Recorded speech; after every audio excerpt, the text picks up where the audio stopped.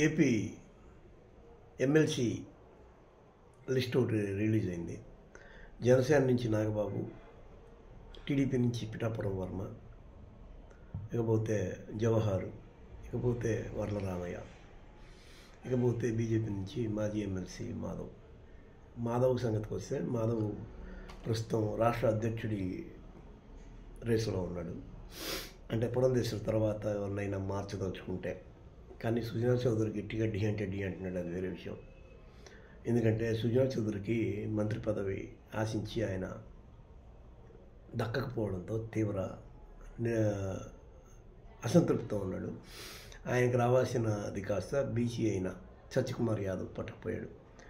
సుజనా చౌదరికి చాలా తొలిసారి ఆయన ఎమ్మెల్యే అయ్యి కేంద్ర మంత్రి రేంజ్లో పలుకుబడి ఉండి మీడియా పవర్ కూడా అంత ఇంతో కోఆపరేట్ అయ్యే అవకాశాలు ఉండి మహాన్యూస్ ఆయనే కదా.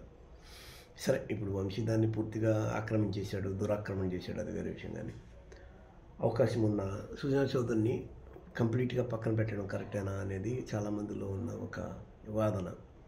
ఒకవేళ నిజంగానే అధికార మార్పు, అదే అధ్యక్ష మార్పు జరిగితే సుజనా చౌదరి ప్రధానమైన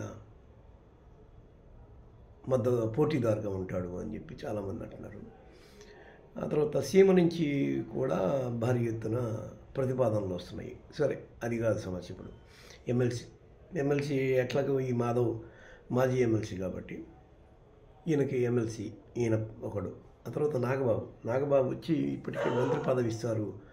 ఇప్పటికే ఆలస్యమైంది. ఆయన్ని గవర్నర్ కోటాలో ఈజీగా తీసుకోవచ్చు, కానీ తీసుకోలేదు. ఎందుకు? కారణం ఏంటి అంటే అందరితో కలిపి చేద్దాము, స్పెషల్ ఎందుకు అని ఇంకొక ఆలోచన కూడా ఉంది. 2027 నాటికి జమిలీ ఎన్నికలు కానీ వచ్చేస్తే ఉన్నదే ఈ 25, 26, 27. 25లో కూడా 2 నెలలు అయిపోయినాయి. ఇక ఉన్నదే 10 నెలలు.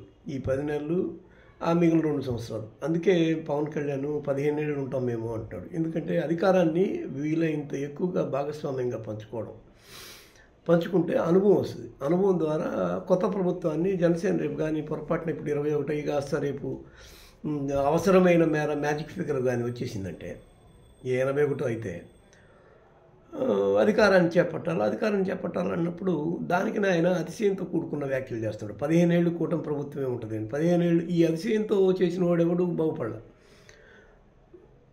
రేపేం జరుగుతుందో తెలీదు, ఎల్లుండి ఏం జరుగుతుందో తెలీదు. 15 ఏళ్ళు ఉంటామని ఇప్పుడు వై నాట్ 175 అన్నాడు. ఏమైంది? బొక్కైంది, బొక్క బోర్లా పడ్డాడు.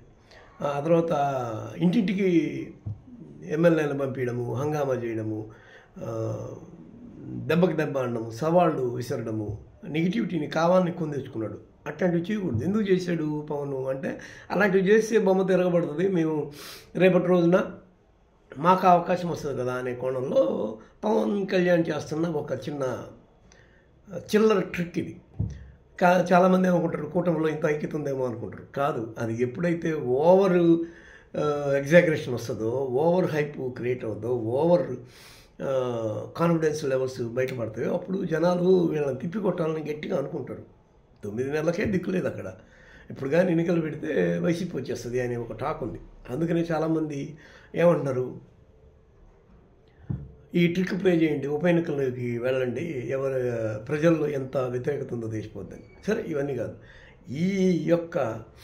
ఈ 9 నెలలని పక్కన పెడితే ఎమ్మెల్సీగా ఎన్నికైన తర్వాత నాగబాబుకి మంత్రి పదవి ఉంది. మంత్రి పదవి అనేది ఆల్రెడీ ప్రకటించేసినారు. ఈ క్రమంలో వీళ్ళు ఈ ఎమ్మెల్సీలుగా చలామణి అయ్యి రేపటి రోజుల్లో మంత్రి పదవులు పొంది, తద్వారా అధికారాన్ని పొంది, తద్వారా తమకు కానీ ఆ అనుభవంతో అధికార పార్టీగా తయారైతే దీన్ని ఏలాలనేది రేపటి రోజున.